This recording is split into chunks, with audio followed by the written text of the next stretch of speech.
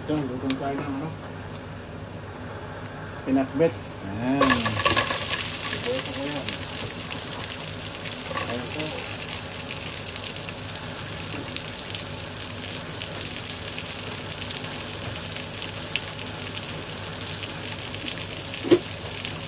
Ito natin ha.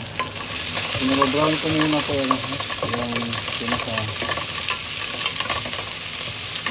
yun po brown na yung ginagawa ko pinakbet po medyo direksyon ng ano na ito yung style ano ba yan pinababrown ko yung pinaka ano na sibuyas ano bawang. Kaya natin ilagay itong meat po, pinaka-meat na ano. Medyo marami ito, 500 po. 500 grams.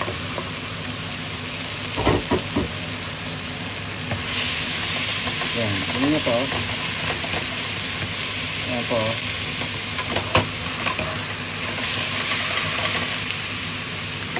Pag nagigisa tayo yung pinaka-meat, kailangan yung ano niya. Yung kalan natin medyo lalakasan natin para santo. Yan po o. Ganda na o.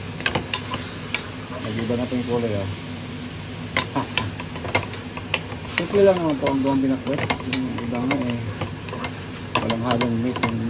Sa probinsya, minsan hindi nag-halo ng meat. Kaya lang, minsan may niyaw na isda. Something, ang sarap rin.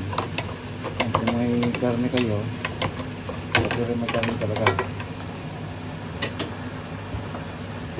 Niyo po. Ako naghahalo ako ng konting coriander po. Nag-find out ko na coriander powder po. 1 teaspoon lang. Mabango rin sa pinakbit po yan.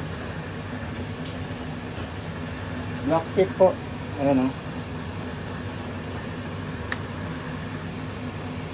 Mga 1 teaspoon lang din.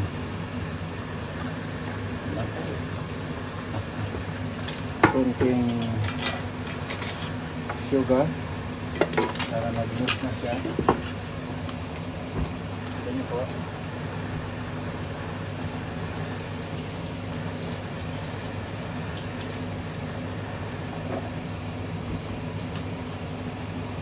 Ito na. Ayan po. Ayan. Ito niyo po. Ayan.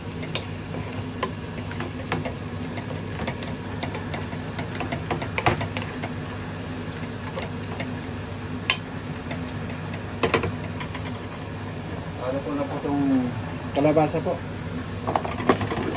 Ayan. Dami po yan. Siyempre, haluin po natin. Halo ulit para mag-mix yung kanya.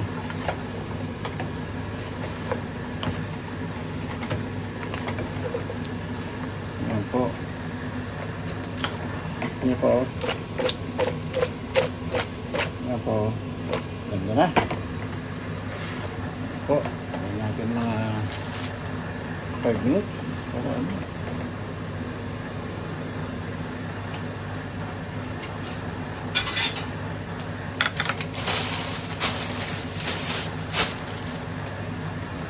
Pakita ko sa inyo po pagka hinalo ko ibang gulay. Maraming salamat muli.